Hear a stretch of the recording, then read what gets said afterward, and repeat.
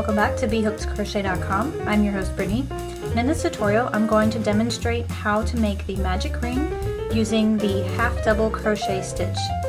I'm going to be using a worsted weight yarn and a size 5mm crochet hook. However, you can create the magic ring using whatever yarn and whatever hook your pattern calls for. To begin the magic ring, we want to first take the tail end of our yarn and we want to wrap it around our first two fingers of our non-dominant hand. We're going to do so coming towards us. So we want to wrap it 2 times so we have 2 strands. And now what I'm doing here in the back is I'm holding on to these strands with my ring finger there, and I'm going to hold down on this tail with my thumb, and that's going to sturdy up these 2 loops around my fingers so that I can work with them. Now we're just going to take our hook and we're going to place it underneath both of those 2 loops, and we're going to grab that back strand and we're just going to pull it underneath the first strand. Now what we want to do is we need to use some of our working yarn, and that's coming from the back side here. Now what I've done is grab the working yarn with my pinky and my ring finger, and I'm just going to hold that up a little bit so that I can grab it with my hook. So I'm just going to yarn over and pull that through, and that's going to lock the magic ring in place. Now for this demonstration we're going to be doing half double crochet, so we want to chain 2. So 1 and 2. And now we're going to put this whole section here in a different grip because working like this is a little bit awkward.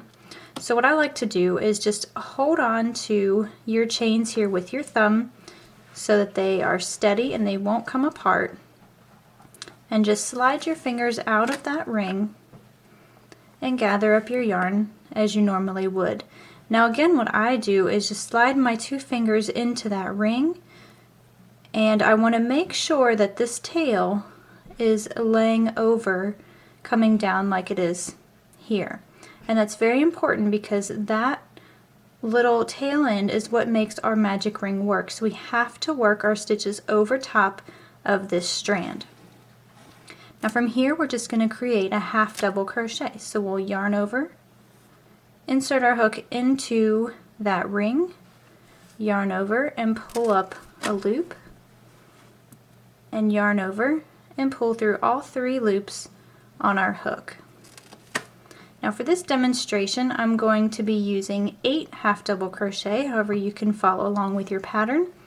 This chaining of 2 counts as 1 unless your pattern tells you otherwise, so I've got 2 half double crochets.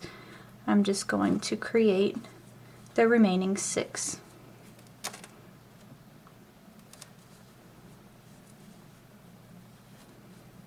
And again, I'm being very careful to make sure that I'm working over top of that strand, and I like to just kind of steady it with my fingers there in the background.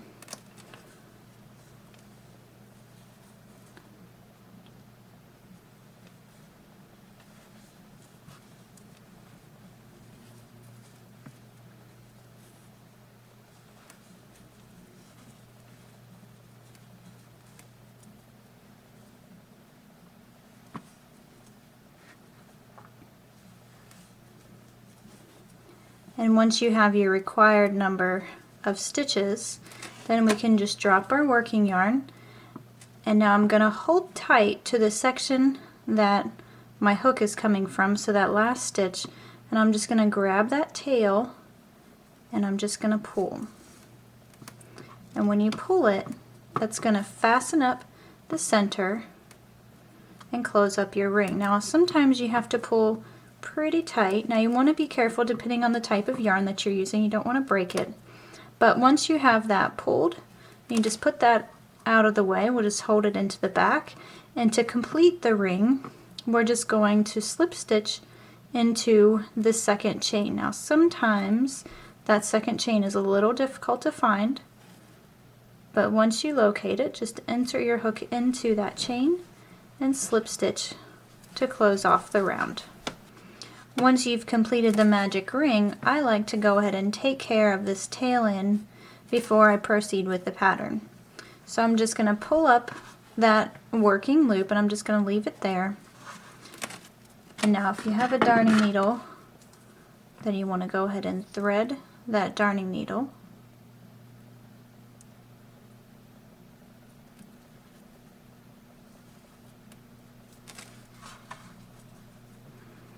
And now I'm just going to work it under several of the stitches from those first round of half double crochet. And I'm going to kind of pull a little bit tight on this as well. And this is going to make sure that the magic ring doesn't loosen up on you as you continue to crochet your pattern.